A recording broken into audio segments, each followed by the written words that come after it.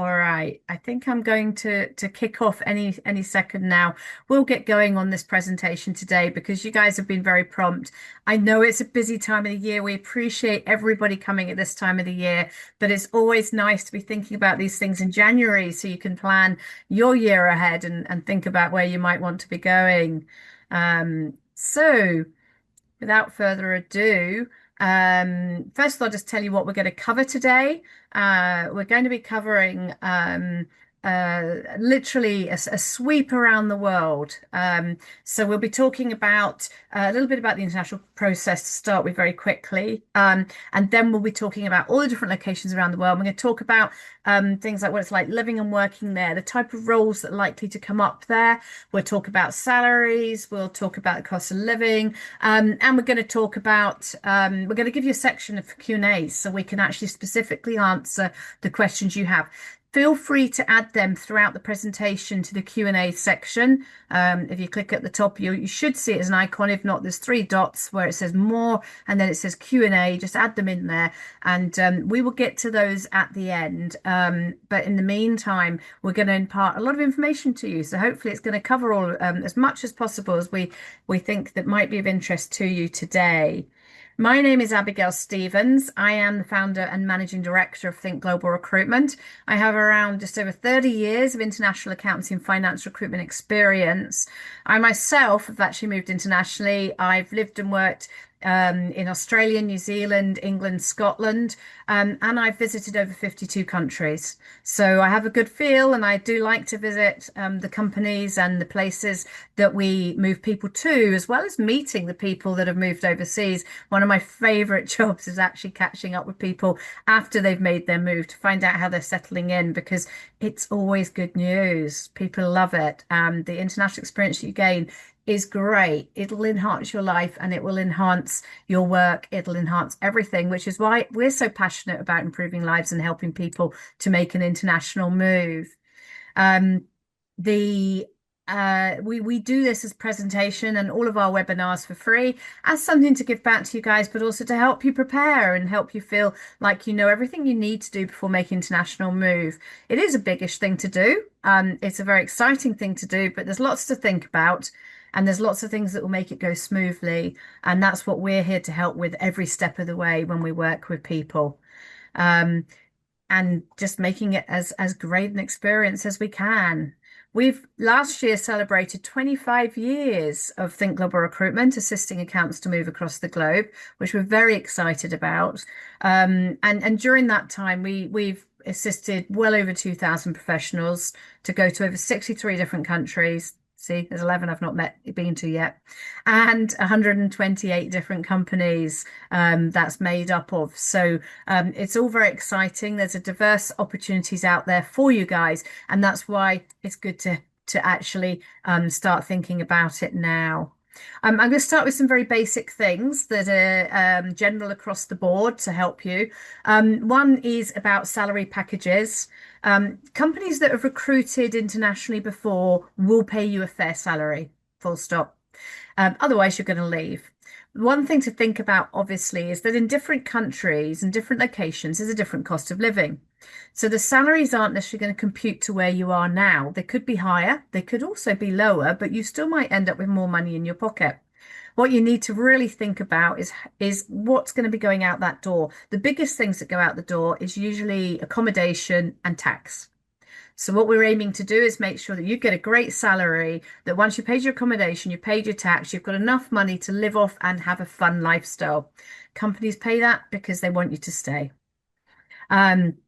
The and what we say to people is, you know, always look at that. If salary is your main thing, don't move just for salary. There's probably not going to be many places around the globe these days that you're going to be making huge and massive savings in, depending on what you're earning right now and what you're paying out. But remember, the salaries are just according to cost of living. Okay. As far as talent goes and what firms look for, obviously it's obvious that the relevant experience, qualifications, all those things you see on a job spec are massive.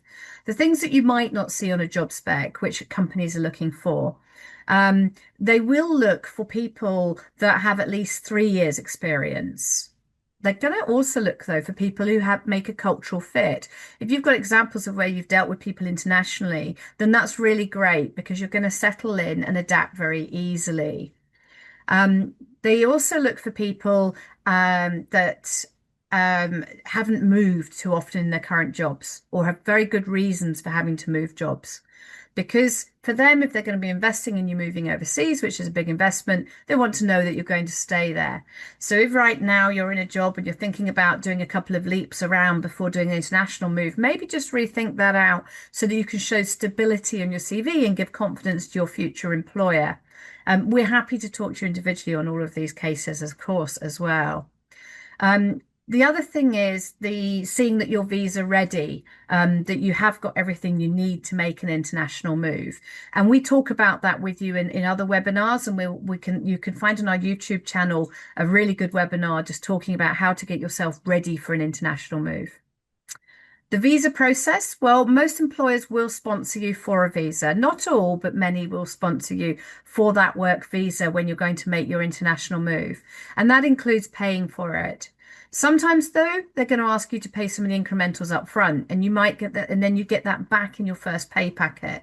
So you will need a few savings to have there to pay for flights, initial accommodation, as well as some of the incidentals of the visa process. Again, we can advise, depending on where you're going, what sort of costs we're looking at here to help you make that move. But there's some basic things that are across the board that maybe give you a bit of an idea. Not all organizations or countries pay for your relocation as well, but some will give you that relocation allowance to assist you to move.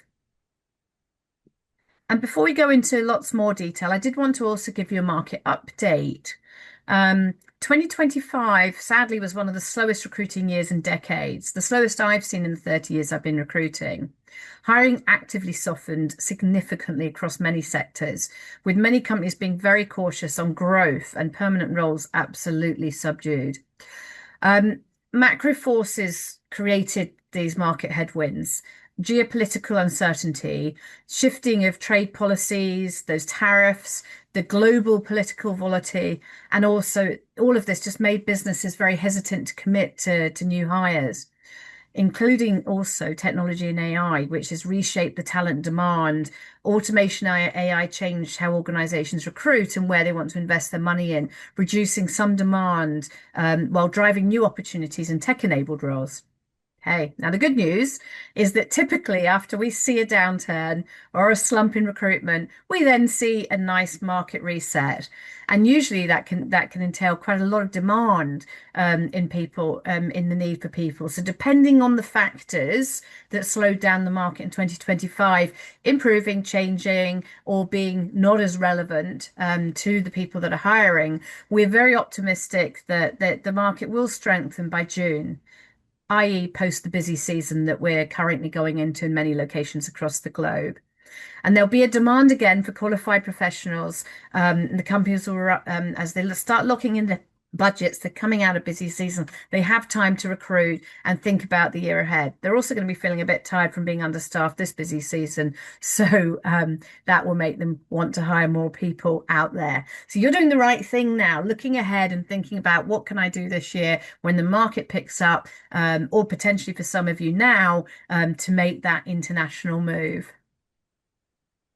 Talking about timing, generically across the board, sweepingly. Now, this has changed a little bit. I've always used to say that when we first meet with you, I go out and do my investigations, and within 1 day to 2 weeks, we're here back from just about most employers, what they're thinking. However, at the moment, I've had companies come back to me as much as 2 months after I've first gone to them.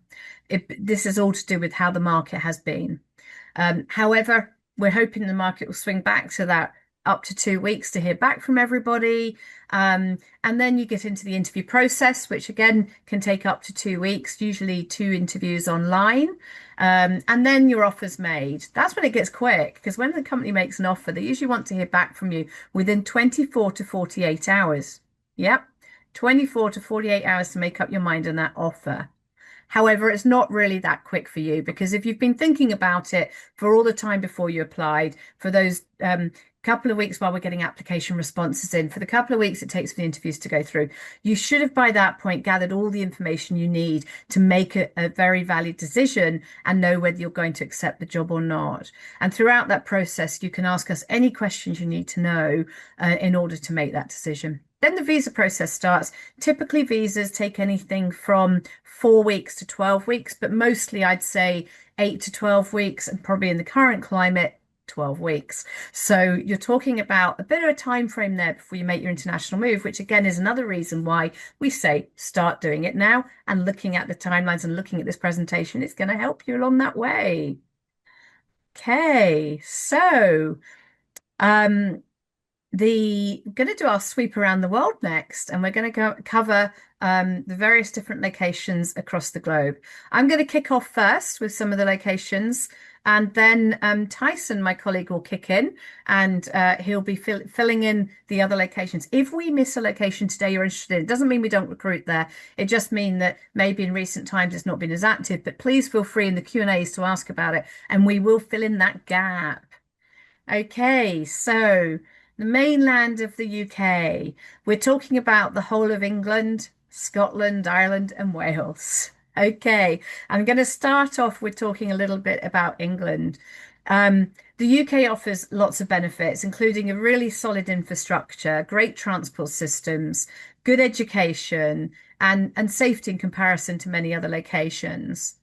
Um, Typically, we recruit for all areas in the UK, from audit, internal audit, risk, IT audit, tax, corporate finance, recovery insolvency, restructuring, fund accounting, financial accounting, all sorts of different areas. However, it should be noted that in 2025, we really did not see much uptake in employers wanting to sponsor people for visas. We are hoping that 2026 will be different. The visa system has been made more expensive and more timely, more complicated, which hasn't helped, and alongside the market conditions. But we never say never, and people are still getting roles in the UK. So I'm going to tell you a little bit about some of the locations and just show them off to you very briefly. So yeah, we can consider these are the locations that we see people coming in. Now, London is a melting pot for many different cultures, and everybody usually thinks of London when they think about coming to the UK. My suggestion would be to also think about other locations in the UK.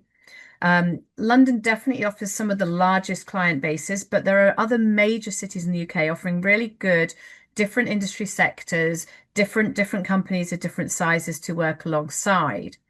Um, the other thing to bear in mind about London is that the salaries are very high. The salaries are higher than the rest of the UK. Sorry, not very high, but they're higher than the rest of the UK.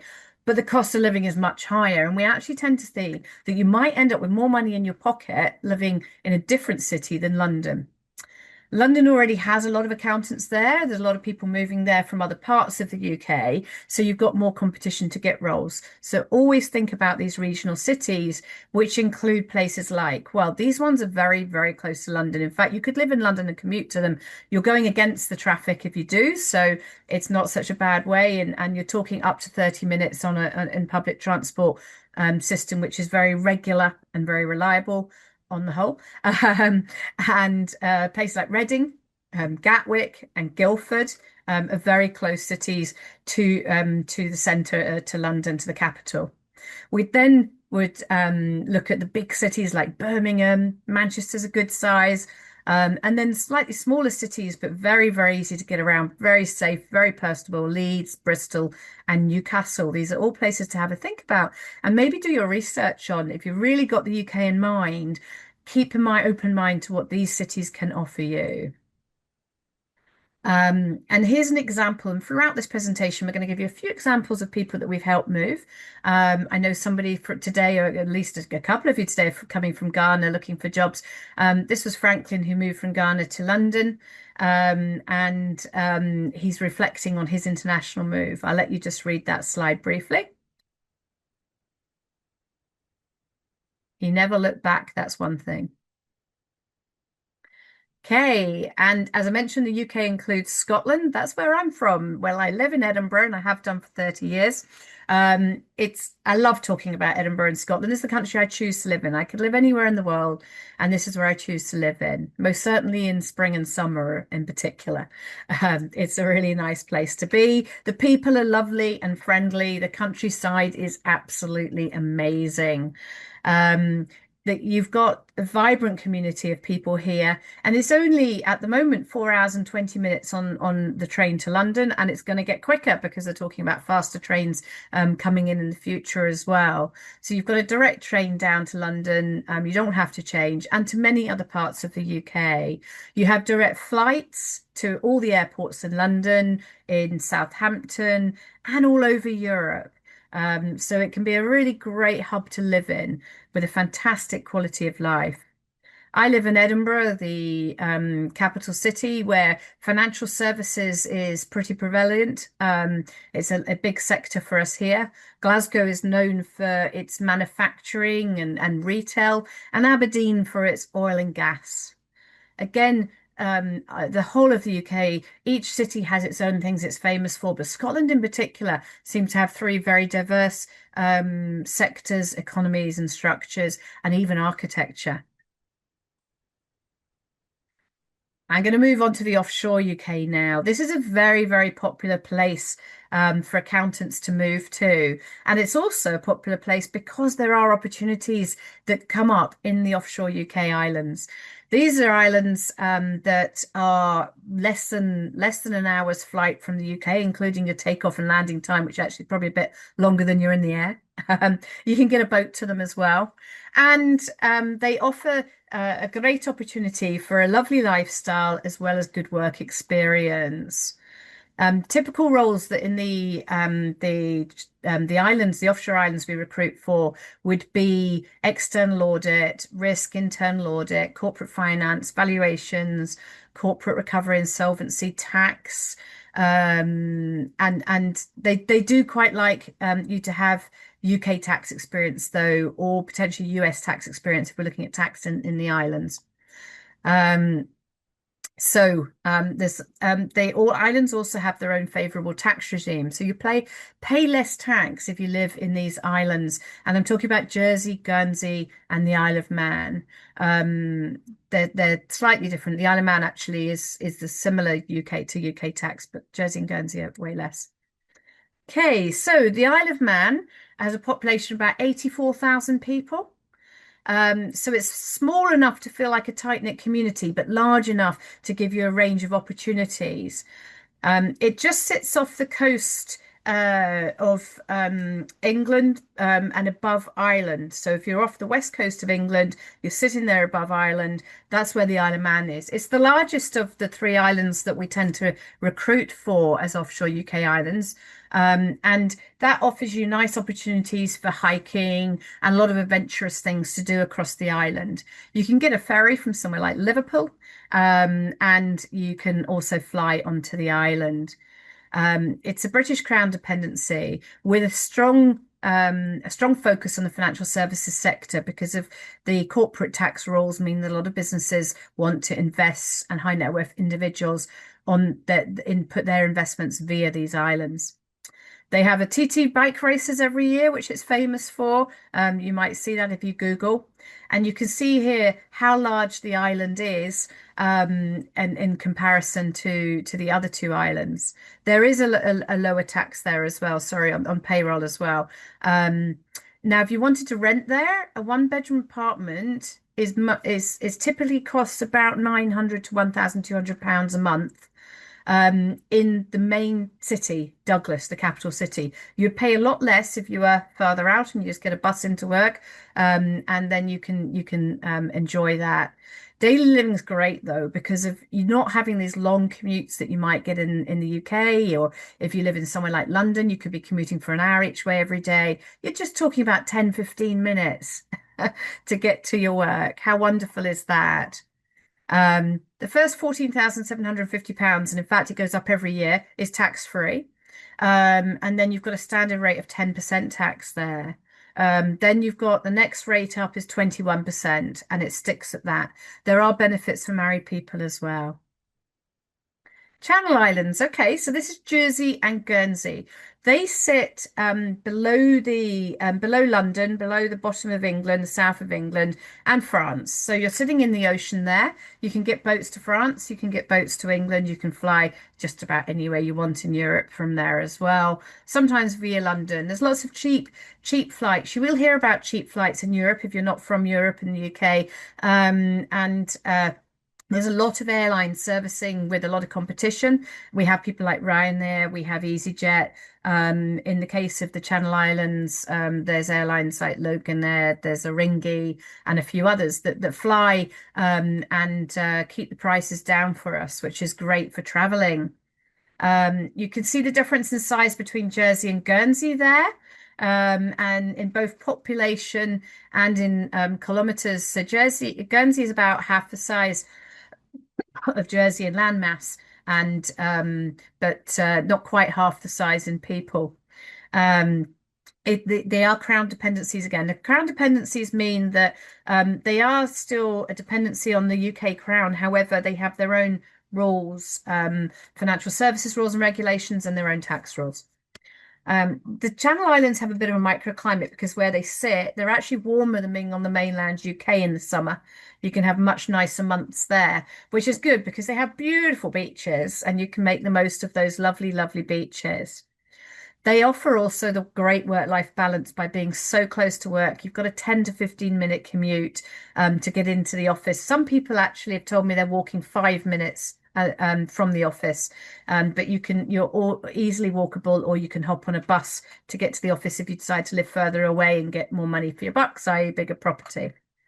Um, there's a comment on here, things you might know, Guernsey Dairy, they're famous for cows, fruit and flowers. However, the financial services sector is definitely the most famous sector for the Channel Islands as well.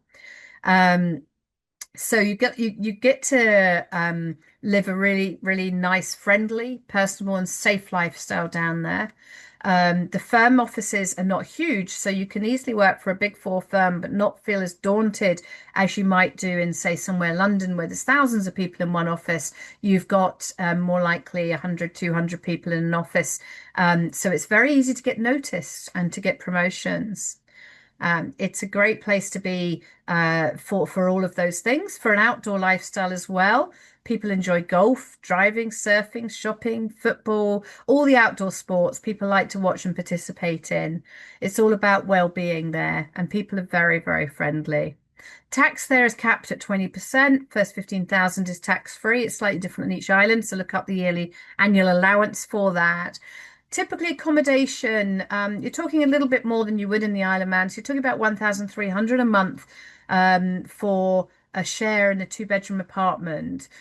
We do encourage most people when they get to the islands, if you're not moving with family, to share an apartment. It's a good way to meet people actually as well outside of work and to meet their friends, but also from a cost point, it's probably more practical as well. Typically, an audit senior there is going to earn something between 48 and 52,000 pounds a year. There can be figures outside of these as well on a basic salary. And then your managers are looking at starting at 60,000 upwards. Okay, so Sinead moved from Ireland to the Channel Islands.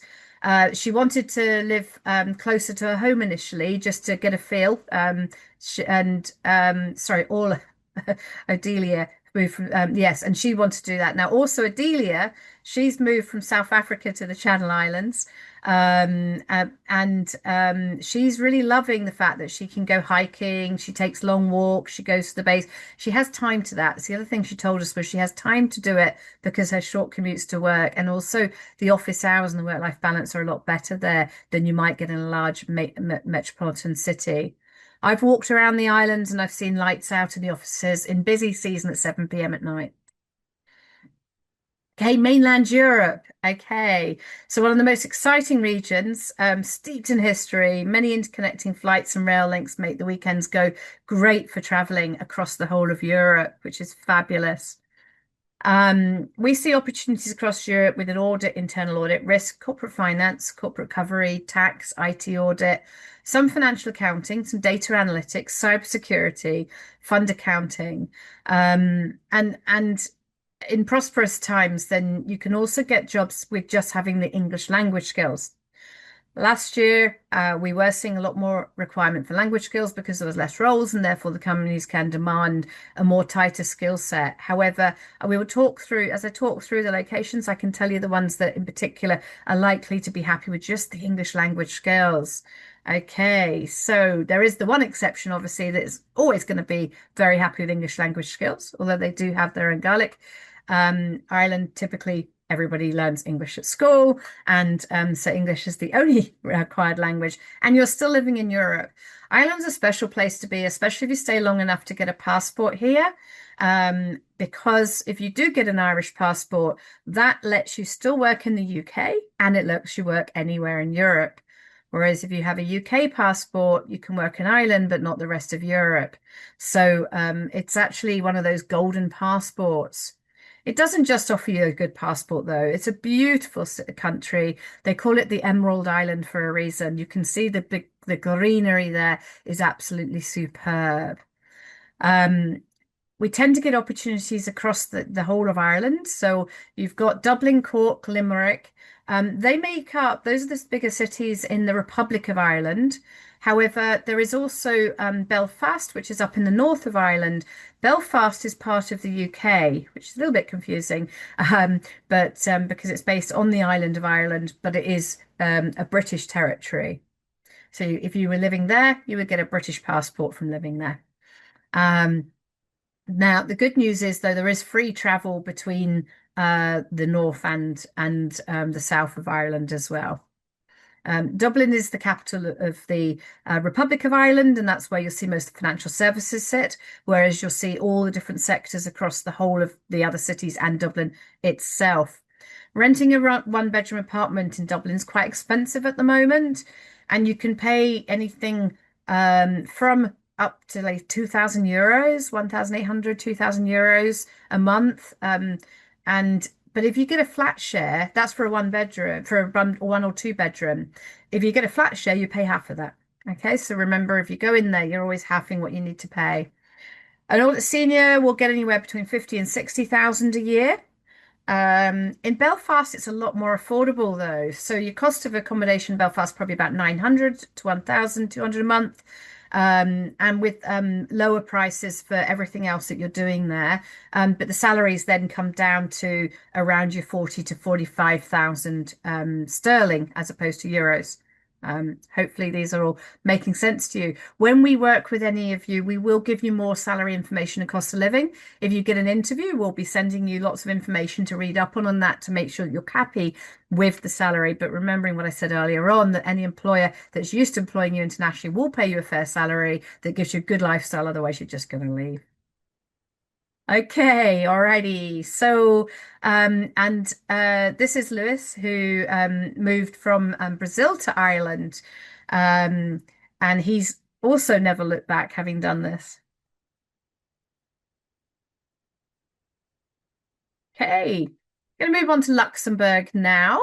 Luxembourg's exciting. It's a country and a city all in one. So the capital of Luxembourg is Luxembourg, which is fantastic. It's because it's a great small country right in the middle of Europe. It's sitting in a position where at the weekends you could get in a car and within less than an hour's drive you could be in France or Germany. Within 2 hours you could be in Belgium or Switzerland. How amazing is that? Go to the French wine districts, eat chocolate or drink beer in Belgium. You can be in Germany, enjoying some of the cultural experiences or skiing in Switzerland. My God, it feels like you've had a whole week, couple of weeks off at the weekends there when you take that move across. It's ranked as the second richest country in the world for many years. And which, especially considering that more than 40% of the population is actually foreign, is a great place to be. It reminds me a little bit of Edinburgh, is where I live, because you have a castle sitting higher up. You've got an old town, and you've got a modern town as well, to where a lot of the offices can be based, but all very close proximity. But it also reminds me of Europe with its because it is, and it's got all these lovely outdoor squares that you can sit outside and drink beer and have a lovely sunny afternoon.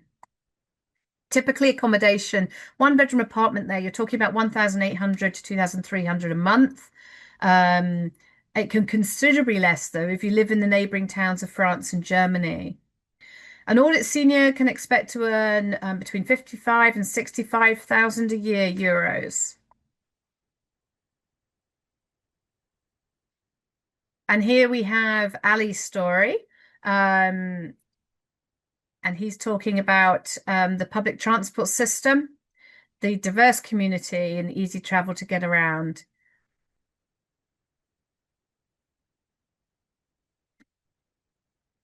He took his family there and they are all enjoying it there. It's been really strong support for the family. Okay, let's move on to Belgium.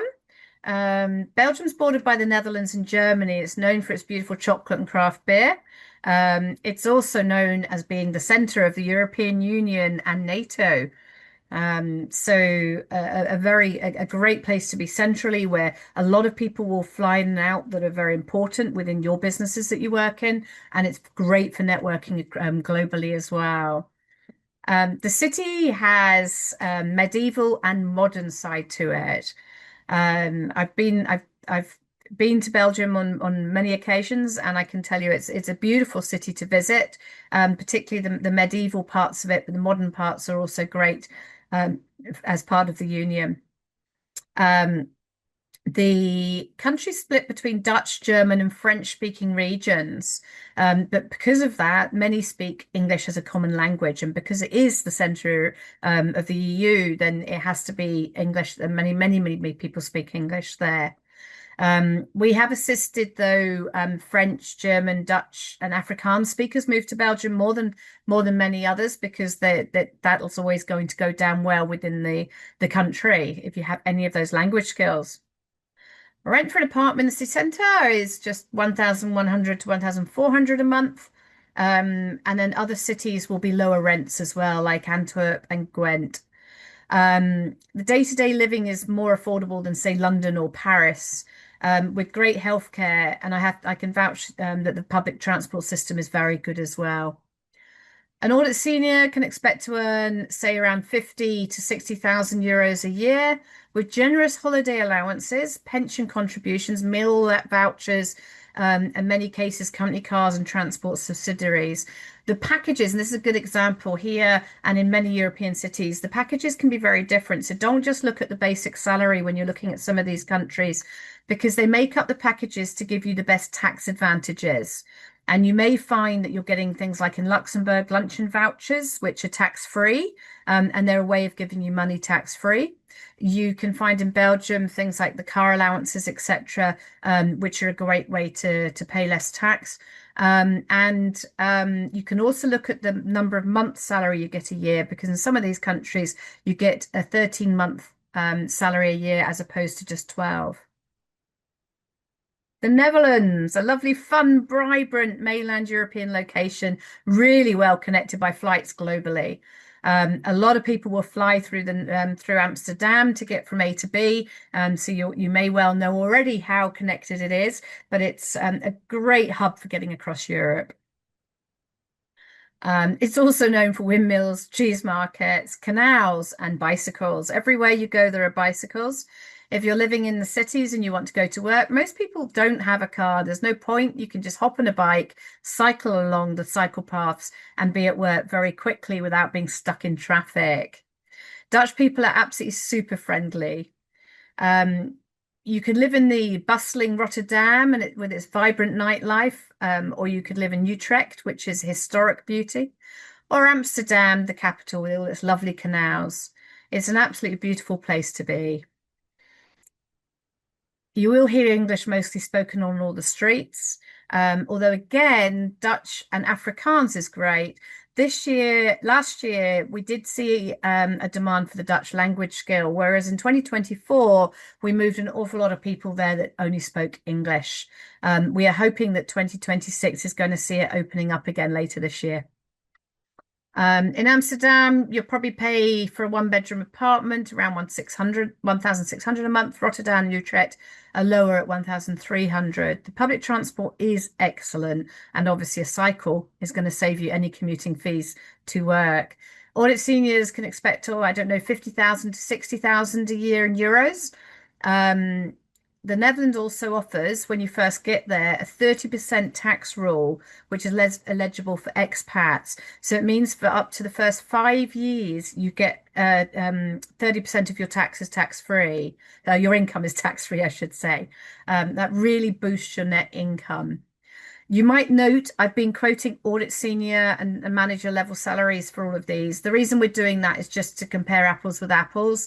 Obviously, I know many of you today are not looking for audit roles, but you'll know roughly what the equivalent would be for yourselves in the local market. And it's usually the same sort of differences that we look at in any other international market. Okay, Switzerland. Switzerland is alluring cities and amazing mountains, scenic train rides, absolutely beautiful vistas. It offers one of the best lifestyles according to many surveys. It usually comes up in the top three countries in the world to live. We work with a mix of roles in Switzerland across CA firms, industry, financial services sector. However, it should be noted that it's virtually impossible to get a job there without having an EU passport, unless you're going to be moving there on a spousal visa. They do find it very hard to get jobs for people that don't have the EU passports, or to get the visas for them anyway. Um, Switzerland again is a country split with different languages. We tend to find we get more roles coming up in Zurich, which is the German speaking part, than we do in the French side, Geneva. However, we have recruited across the country. Many of the companies do ask for the language skills. So if you have them, then you'll be sought after. The cost of living is high, but however, the salaries are really high. So an average for a recently qualified chartered accountant, you could earn over 80,000 euros, which is fabulous at a starting salary. Um, a one bedroom apartment is going to probably cost you about 2,000 Swiss francs a month. And depending on the area you're looking for, because you can commute as well and get more affordable housing. And this is one of somebody that's very, very happy there, Baldy. I met him and he moved there from Hungary into a commodities company. He loves the outdoor lifestyle. He was actually telling me how while I was talking to him, he was working from home that day, but he was looking outside his window and you could see a field of cows from his house. And yet he was only a 15-minute commute into the office in the business district of Zug. And he had three promotions in his first 16 months there. Okay, so briefly on Germany. Germany offers some of the most stable and largest economies in Europe. Diverse cities, you've got the old, the modern, the architecture stunning, the landscape is, and of course you've got delicious food and beers to enjoy whilst you're there. Um, Recently, firms have been asking for German language skills, though it's very rare that we get roles that are not for the German language skills. In a buoyant market, though, they have considered people with just English language skill. An average salary for an audit senior is going to be from, say, in Berlin or Frankfurt, you're probably going to see around 62,000. And a one bedroom apartment is going to be around 900, 1,000 euros a month in Berlin, whereas it's going to be probably more around 1,000 upwards in Frankfurt. Other cities can be cheaper. So again, if you do have that German language skills and you want to live in Germany elsewhere, then there's opportunities for you there. France. A country that combines world-class culture, international business, and growing demand for globally minded financial professionals. Typically, the roles we've seen become available in France have required French language skills, and I would say that's been throughout the recruitment 30 years I've been doing it. There are always exceptions, but on the whole, they do like the French language skills for you to move to France. Um, If you have them and you're considering a move to France, we encourage you to consider more than just the capital, including other cities such as Lyon and Nantes, Marseille, Monaco. The south of France has become increasingly popular with thousands of expats. It's sunny coastline, and that includes Nice, Marseille, Monaco, all of these beautiful places. Monaco, I should say, is its own principality, and is you'll probably know quite a lot about it. You can see the picture there shows some of the super yachts that are there. You could still live in France, then commute into Monaco. It's a small country next to France. An average salary for an audit senior, about 50,000 in Paris. Whereas if you go to one of the smaller cities, you might be looking more at about 38, 40,000. An apartment in Paris, probably about 1,000 a month, at least.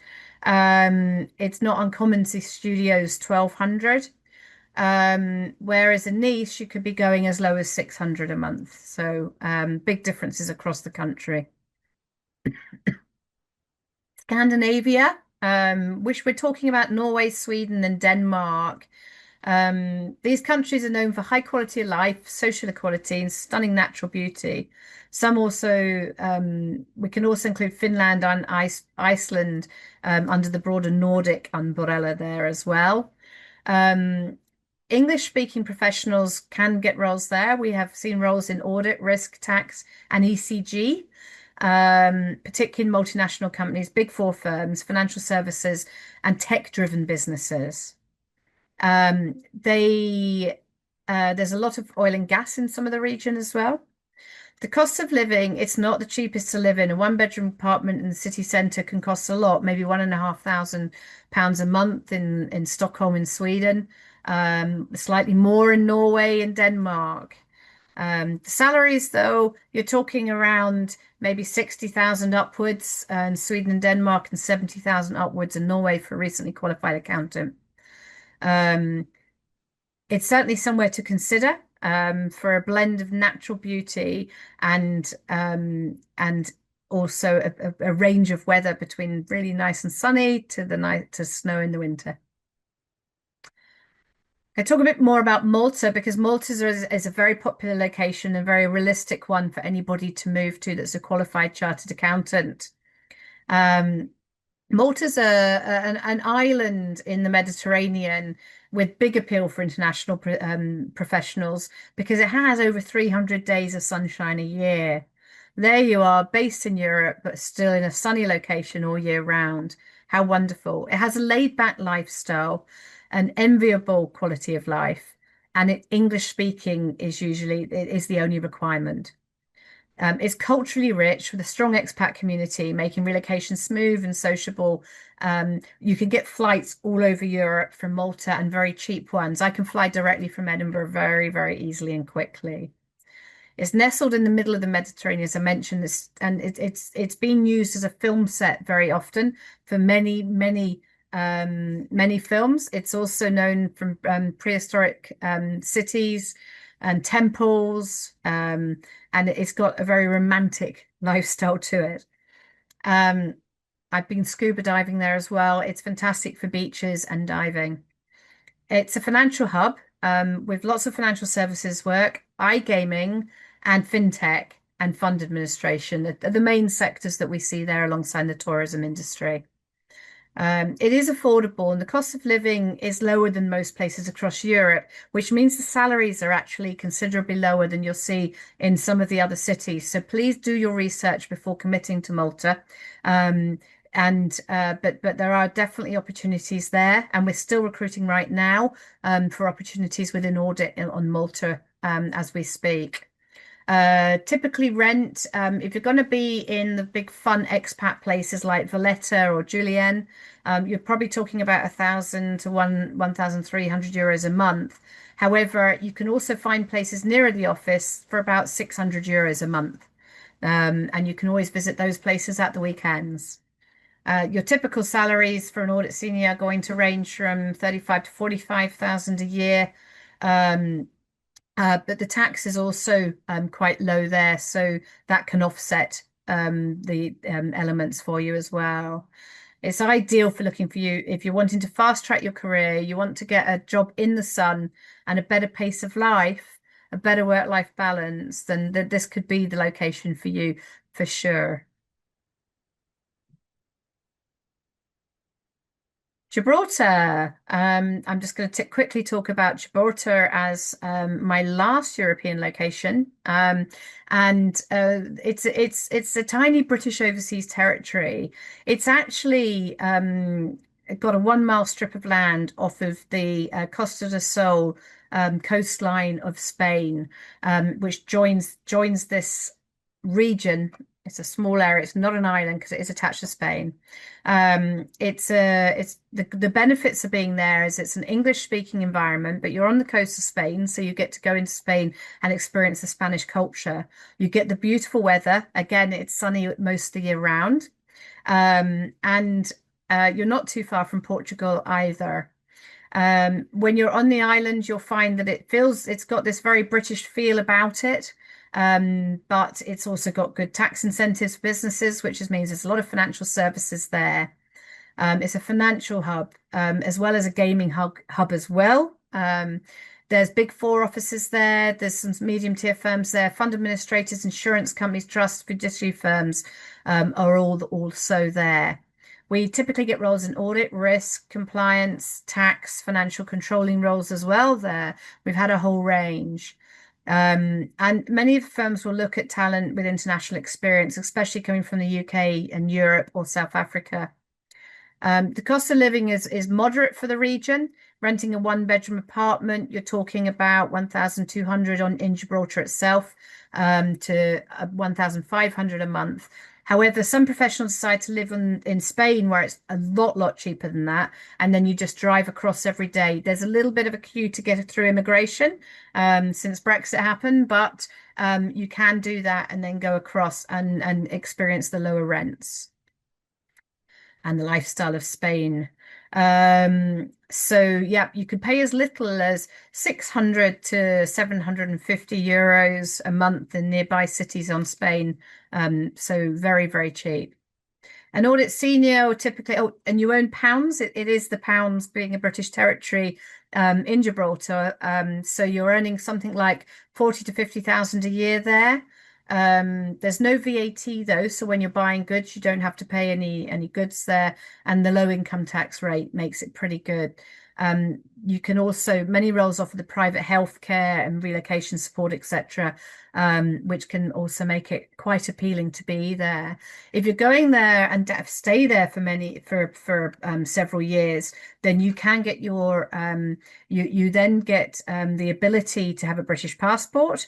And the other thing you can do is send your children for free to university on the mainland UK. Something you should also note about Scotland is if you're thinking of having a family down the line, your children get free university. They don't in England. Um, so if you're after a career with sun, nice climate, international setting, a mix of a British and European feel, then this could be your next move. And here's a quote from somebody else that has made that move to Malta, this one.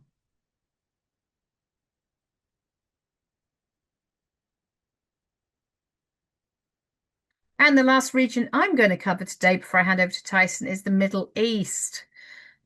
We tend to split the regions between the UAE, which is more westernized, and then the other GCC countries. Although I would say that many of those countries are becoming more and more westernized by the day. They all offer tax-free salaries, although the UAE has been talking about introducing personal tax in soon, and they have introduced value added tax, whereas some of the other GCC countries haven't got there yet. They're talking about it. So bear that in mind. The UAE is Abu Dhabi and Dubai. Dubai is the one that most people ask us for. You can do anything now that you can do in a Western country in Dubai, really.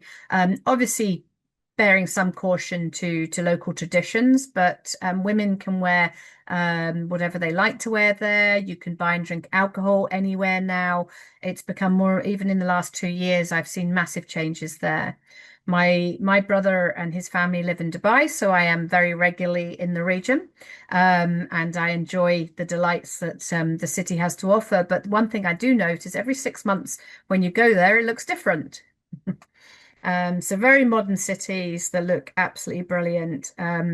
And a lot of different work experience. Recently, we haven't had as many roles there. They tend to be hiring more from Asia, and putting people in on cheaper salaries. So we're finding it hard to get good expat salaries there, but they do exist, and we certainly have brought people there. Now I notice I've been overrunning a little bit, so I'm going to hand over to Tyson now. My apologies for that. Please feel free to put things in Q&As. I think we should have booked this session for an hour and a half because it normally is. Hopefully you can enjoy the rest of the countries we've got to cover because Tyson's got some of the most exciting ones. Over to you, Tyson, to introduce yourself. Thanks, Abigail. Yeah, it's easy to overrun in time with so many exciting destinations around the globe, and I'll hit on a few more before we run out of time here. Hi everyone, I'm Tyson. I've been recruiting across the globe for 7 years, and I'm the managing consultant at Think Global Recruitment. And I've actually lived or visited many of the places, not as many as Abigail, but I've lived in New Zealand, Canada, and visited throughout Europe. Hit 25 countries, so half of Abigail's, but I'm now living in Colombia, and I live out what I recommend to all job seekers, which is embrace an international move as it will change your life. So let's jump across the globe, and we'll hit North America to start. Canada, which is where I'm from, is one of the most beautiful countries in the world. It also is recognized for its high quality of life, ranking third. It also is the only country to have three cities in the top 10, which are Toronto, Calgary, and Vancouver. Unfortunately, immigration is quite tough at the moment. The visa process is taking around a full year for certain nationalities, although some have reciprocal agreements and could take 3 months. If you're really interested, it is a good idea to apply for permanent residency if you have enough points to do so, and that will increase your odds of getting a job. Another way is an intercompany transfer, where you work for a firm who has transfers to Canada, and after 1 to 2 years, it could be possible to move. And oftentimes, this is from a Caribbean country, which I will cover more in more detail later on. Um, Also, we'll touch on the US quickly here, where immigration is nearly impossible and is basically just a lucky draw system that could see you waiting up to a year. Some firms are doing remote secondments, which they promise will lead to a role in the US, but be careful because you still could take a year from when they say you can apply for the visa. So essentially, you wouldn't be able to get there for 2 years. We've worked on roles in the US historically and are always following market trends for and visa information. So if it gets easier, we can let you know. But in the meantime, similar to Canada, we suggest considering the Caribbean or Bermuda, where you can get US experience, a better work-life balance, and take advantage of cheap flights to visit the US. So speaking of the Caribbean and Bermuda, let's head there now. So the Caribbean islands offer a tropical climate, exquisite beaches, vibrant culture, short commutes to work, a great work-life balance, and most are less than an hour flight to the US. Did you know that the Caribbean encompasses more than 700 islands, reefs, and cays? Quite amazing. From cultural pursuits to recreational activities, the hardest part is making a choice how to spend your leisure time. The proximity of facilities make it easy to join a sunrise yoga class, meet friends for brunch, go sailing in the afternoon, and catch a film or live performance to end the day. You will find numerous golf courses, tennis clubs, soccer and rugby greens, yoga studios and gyms, and of course, every water sport imaginable on the clear waters surrounding the island. We often see vacancies for auditors at all levels, U.S. tax accountants, risk and internal audit, IT audit, corporate recovery, insolvency, restructuring, valuations, advisory, and actuaries in the region. Now we'll hop over to the Cayman Islands. The capital is Georgetown and is one of the largest economic centers in this part of the world, and you pay no income tax. The island is a British overseas territory and has all the sophistication and facilities you would expect in the UK, but with sun all year round, the best part. As one of the culinary capitals of the Caribbean, you can enjoy dining out at over 150 restaurants.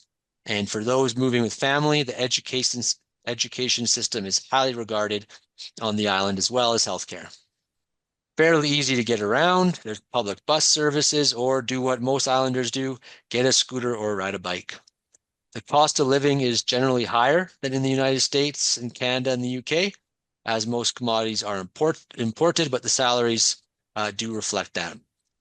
As far as accommodation, many of the available properties are condos, which are similar to apartment complexes and sometimes come with a shared pool or a gym. And a one-bedroom condo typically ranges from between 1,200 to 1,700 US dollars per month. And as far as salaries go, for an audit senior, you can expect a salary of between 75 to 90,000 US dollars. And for manager level, you would start at around 95,000. Another one of the islands that we have had roles recently is Turks and Caicos. It's a British overseas territory just 90 minutes from Miami and has a growing offshore financial center. It has turquoise waters, as you can see here, and white sand beaches, is safe, peaceful, and has a laid-back lifestyle. It is a top destination for diving, snorkeling, and ecotourism. The island has approximately 45,000 residents, and they are all very welcoming. For those with more varied financial services experience, the firms in Barbados, Bahamas, St. Lucia, BVI, St. Kitts, Antigua, and Jamaica could also be good fits for you and have lots of similarities to Turks and Caicos. Here you can find a short story about Bruno, who moved from Brazil to Barbados and loves the culture, lifestyle, and the natural beauty of the island. So you can give that a quick read there.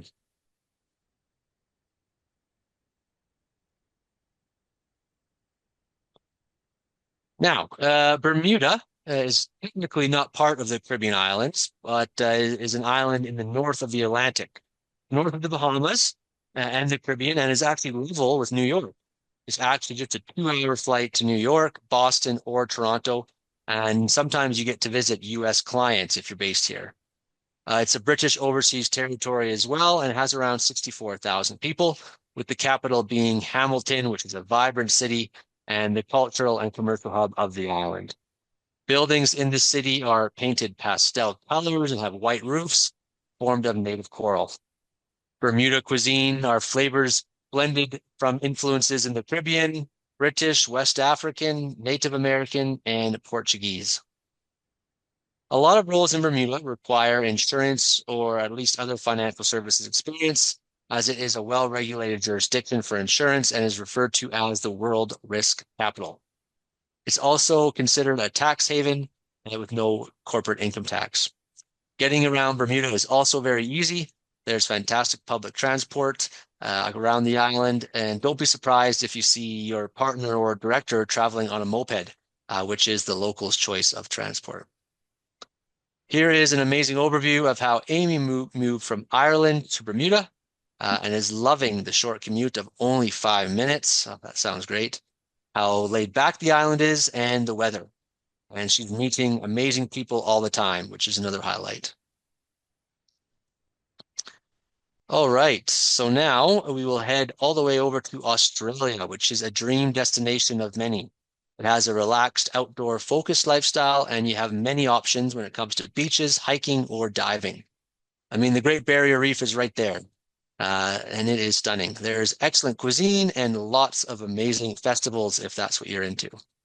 It can still be tricky to move there, though, and they have a lot of people wanting to live there, and similar to Canada, already have many accountants training locally.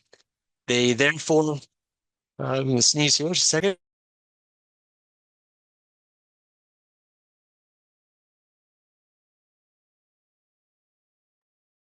Excuse me. Um, yes, so many local accountants train locally, and therefore they can be very focused on bringing in people who have already experience in established markets such as the UK, Ireland, New Zealand, Canada, or the US. The firms there will often ask you to pay your own relocation, although they will assist with visa applications. If you can get a working holiday visa, you should, as this will make it a lot easier to get there without sponsorship to start.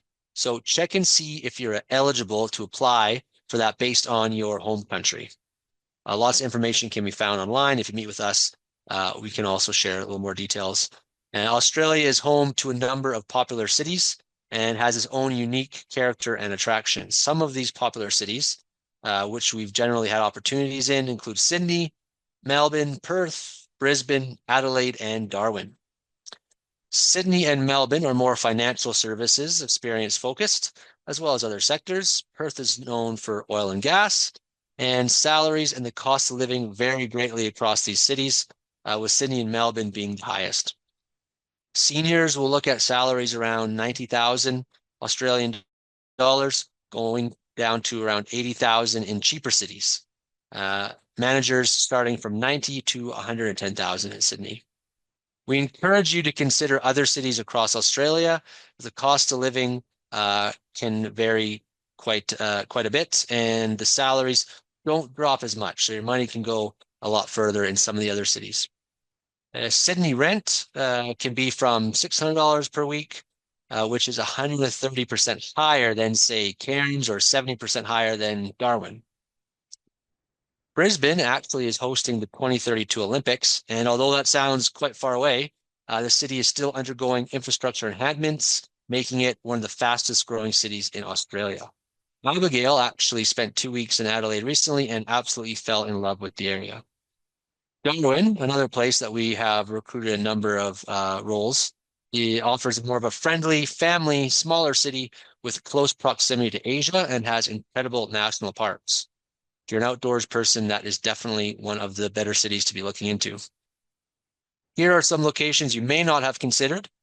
These cities are across Australia, offering many of amazing outdoor lifestyle adventures and great Australian culture, beaches. So keep them in mind. They may be more open to bringing in accountants from overseas. For example, Newcastle is just 2 hours from Sydney. Wollongong is just 1 hour, 20 minutes from Sydney, and Hobart is the capital of Tasmania, the island you see at the bottom of Australia, which is famous for the Sydney to Hobart yacht race. Typical roles in Australia include audit, internal audit and risk, transaction services, and corporate finance. Here's a little note from Heather, who we helped move to Hobart from who we moved to Hobart as an audit senior in Big Four, and she's progressed all the way to partner very quickly. So sometimes looking outside of those big major cities, you can also progress at a faster rate. So a neighboring country of New Zealand is next, which is atop on the list of many accountants I speak with, and for good reason. New Zealand is a beautiful and diverse country located in the southwestern Pacific Ocean, and New Zealand is a country that offers a unique combination of natural beauty and modern conveniences. From stunning beaches to towering mountains, New Zealand offers a rich outdoor lifestyle and attracts accountants from all across the globe. Whether you're an avid hiker or simply enjoy the peace and quiet of nature, this is definitely a great option for you. There are 3 main cities that we recruit for: Auckland, Wellington, and Christchurch. Auckland is the largest city and is known for its diverse culture and bustling nightlife, making it great for people who enjoy a vibrant, fast-paced lifestyle. Wellington, on the other hand, is the capital city and is known for its charming cafes, vibrant art scene, perfect for those who appreciate a more laid-back urban lifestyle, both offering great quality of life, restaurants, sports and recreational activities, and beautiful nature.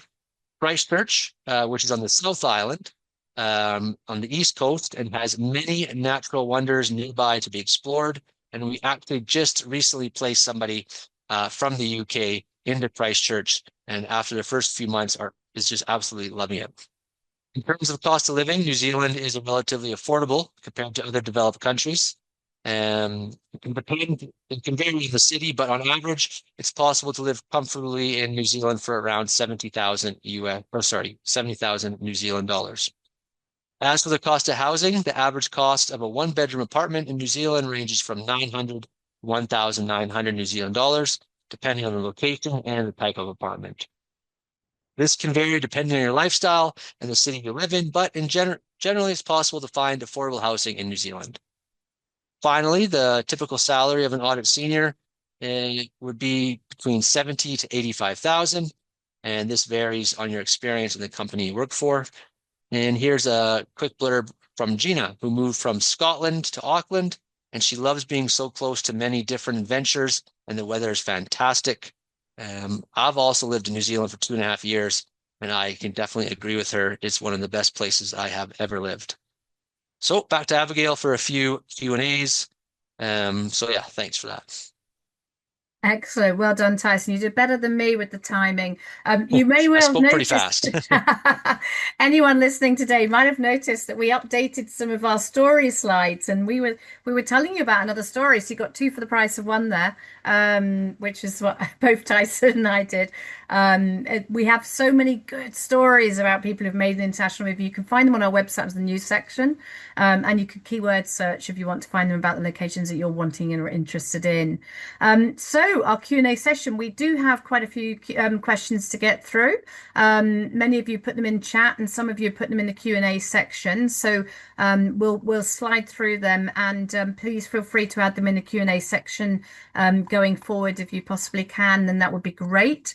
So the first question I will answer quickly is, do I have to first qualify as a chartered accountant since I'm only writing my board exams now in 2026, but finish 4 years of articles? Typically, you need the qualification, the actual exam, and the exam results. The reason why you need that is for the visa purposes. But it does also give employers the reassurance that they know exactly, sort of what you're capable of because you've sat those exams. So yes, 99% of the time. If you're in Europe and you're wanting to stay in Europe, then that's not such an issue because the whole point that you don't need a visa traveling around Europe, for example. So that would be okay. You don't need to worry about it. Okay. Then I've got um, somebody's working for a medium tier in Africa, and they they want to know how that is how a medium tier in Africa experience would be compared, and this is in Ghana specifically, but how it'd be compared for audit senior roles with someone from a big four firm. It's a two-part question. Tyson, do you want to start with that first part, how they would compare somebody in a medium tier to a big four for future employers from Africa? Sure. Yep. So it depends on where you're looking to go. There is a heavy, it is requested by a majority of our partners that have Big Four experience. Um, but if you meet with us, we can talk about what maybe you could have as other options. But what I would probably advise is maybe locally try to find some Big Four experience as your next step. And then that would open a lot more options for you for sure. Um, so yeah, that's kind of how I advise on that one. Yeah, and it depends what sort of experience you've had because you can also work for some of these firms, and so if sometimes you can work for a company like SAPRO where you gain experience of remotely auditing a company from the UK or a company in Australia or America, and that might actually get you the step up anyway, rather than having to have the big four.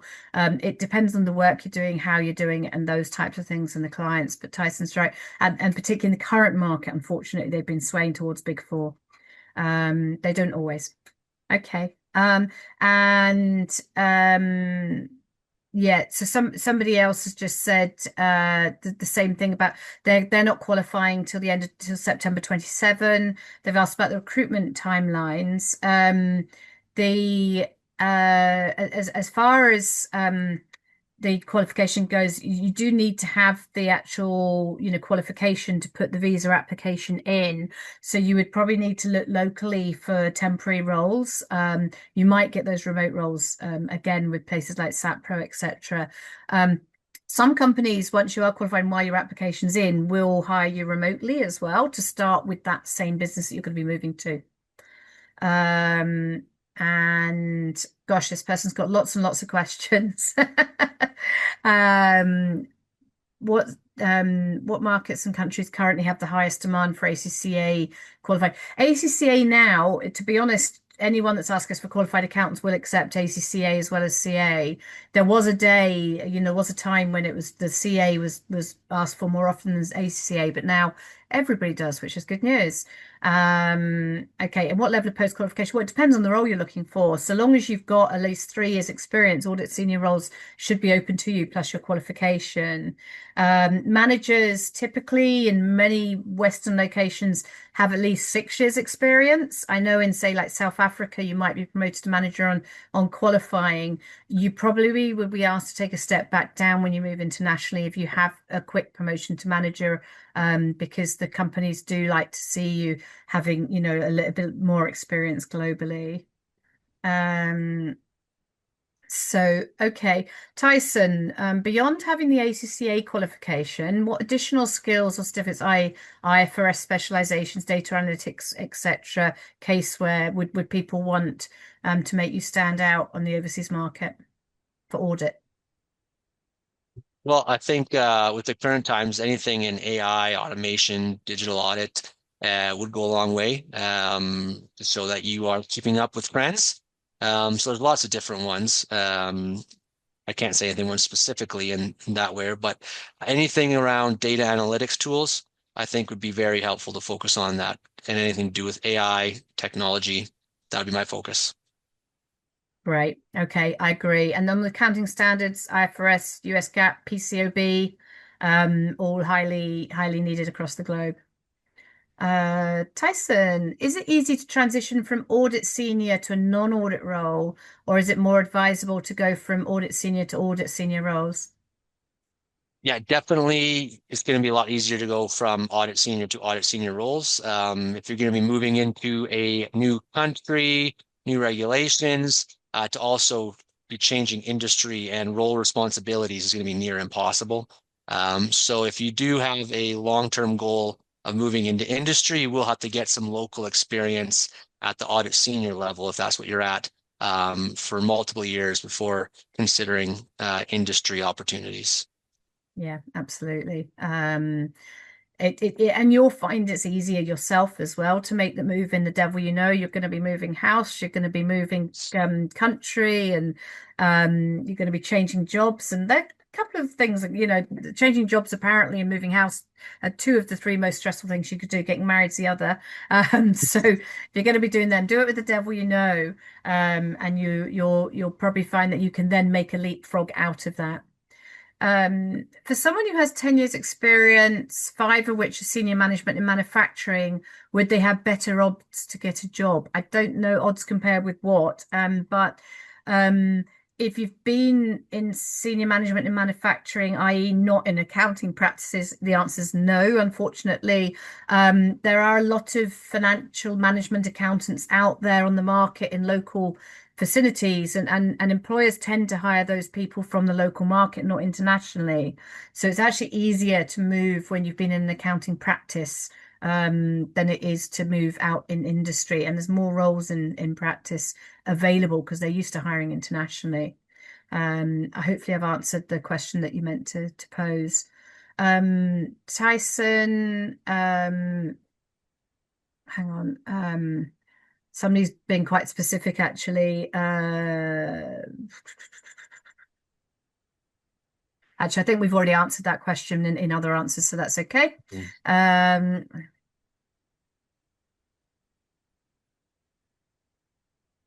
Somebody's asked about taking family internationally. We had the slide where Ali moved over to Luxembourg with his family, and somebody's saying, is that difficult to achieve? Do you want to answer that one, Tyson? Um, yeah, so again, so to Luxembourg, I mean, depends the location.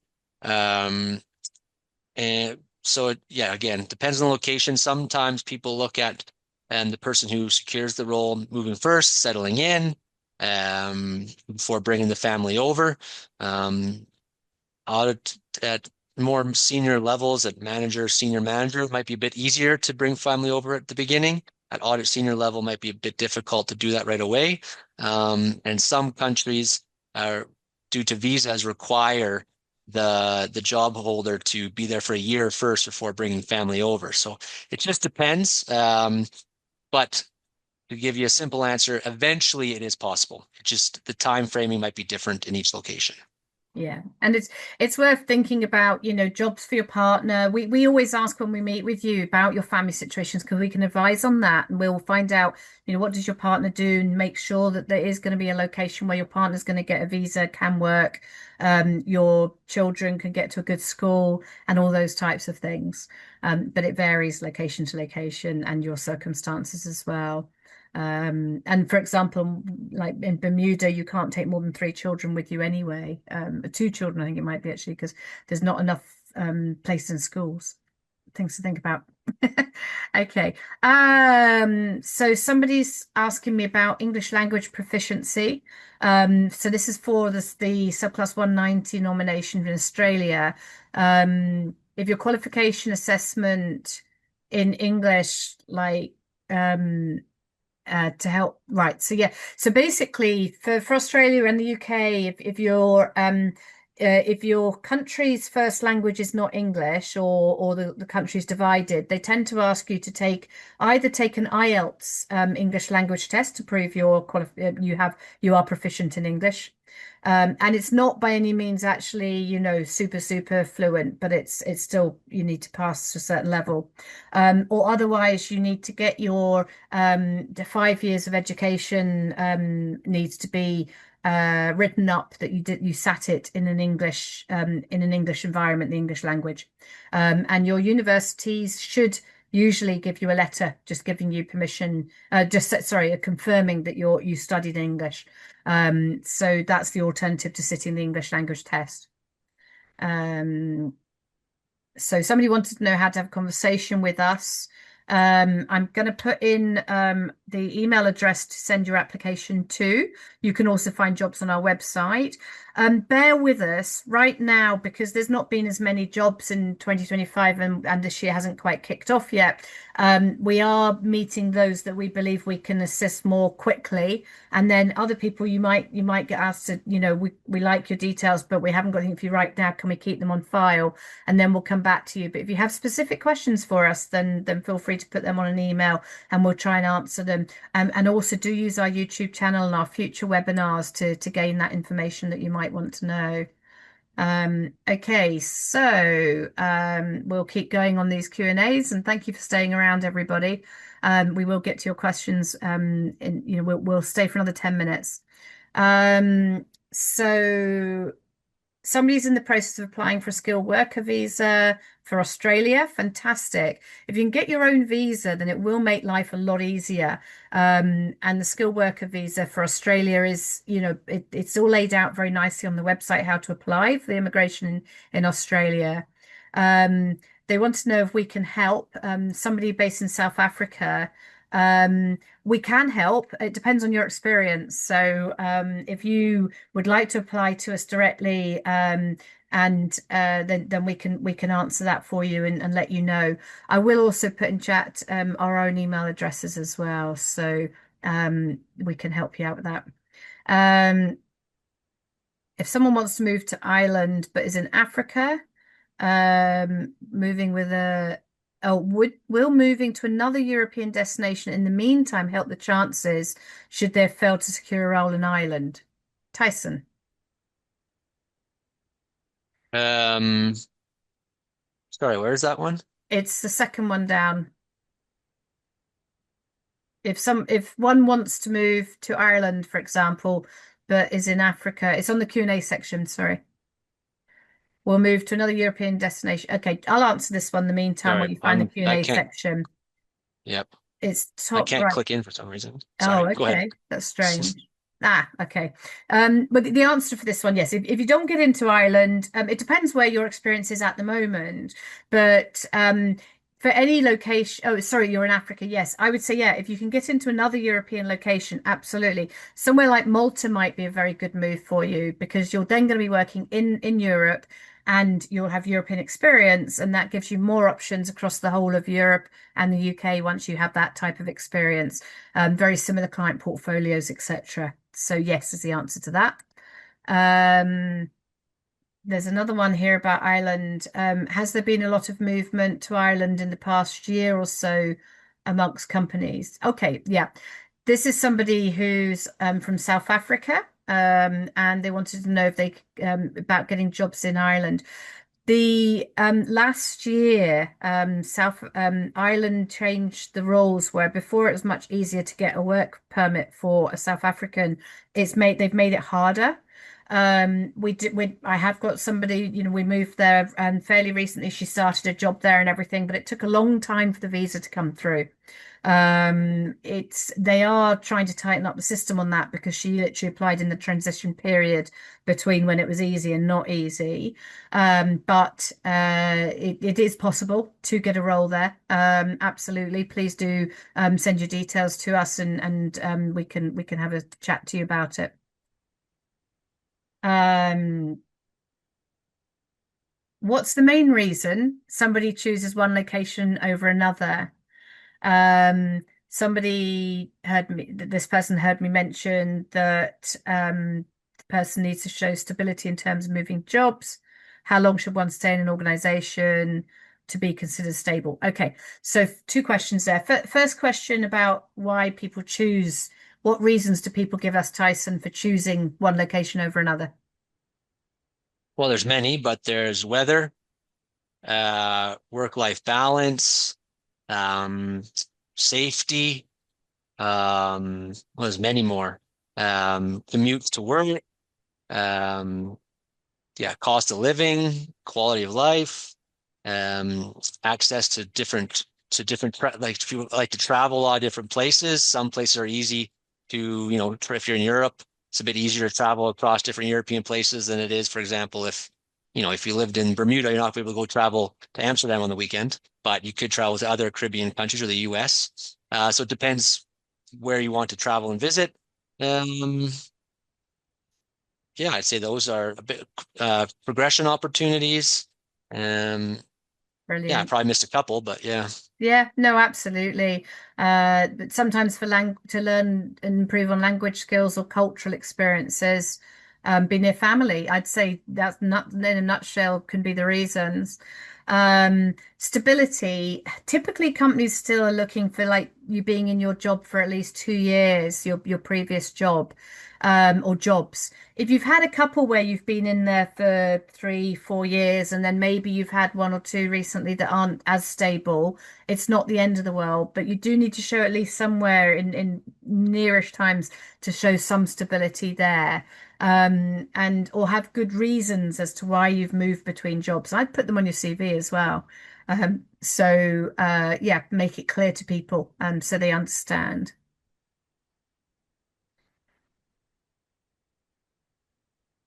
Okay, somebody, why should I consider as I'm in busy season right now? Why should I consider it moving in busy season, Tyson? Well, it takes a lot of time. So it's not like once your busy season's over, you can just get a job in a couple of weeks. So it's always best to think ahead and talk to us and make a plan. And we can lay out the timelines on, how long it could take you to possibly get the role, get the visa process, finished and everything. So it's best to, start considering a move today, really, for this year. So the more planning, the easier it is, the less stressful it is. So I would, if you're considering moving, reach out to us right away. Brilliant. Okay. Somebody else asking, which country in Europe might be easiest to get a job as an audit supervisor for fluent English speaker, who has a very impressive audit experience? Now, until they said the next bit, I would have said normally Ireland, obviously, but then also in different times, and hopefully by the middle of the next this year, we'll be looking at Luxembourg and the Netherlands. However, they've also added they're not yet fully qualified. Unless you've got a European passport, then it's not really going to be open to you until you're fully qualified. So you'll get Malta is another one as well. Malta. Yes, sorry. Well done. And Gibraltar, I guess. Mm. Okay.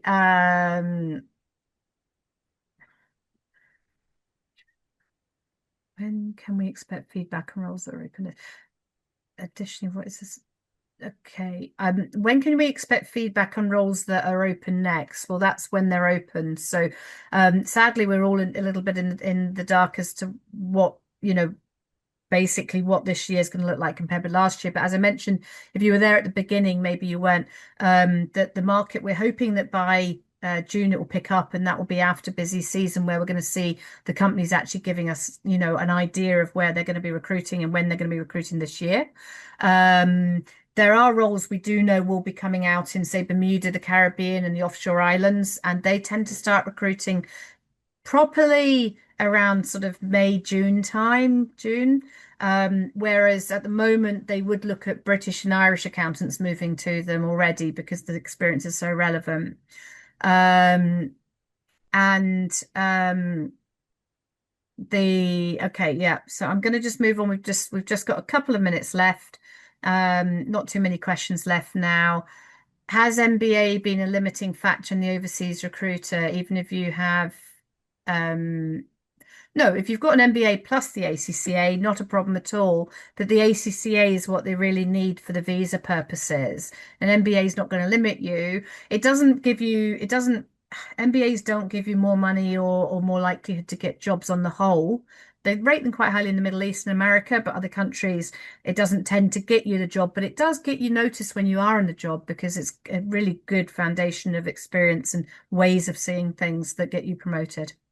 Um, so yeah. Uh, Somebody asked if we've ever found a job for someone not in who wasn't a big four firm. Yes, absolutely. You'll see lots of examples of that on our website and lots of stories there. Um, Another question was, do we get Tyson, have we ever helped somebody move with non-financial services experience to the Caribbean?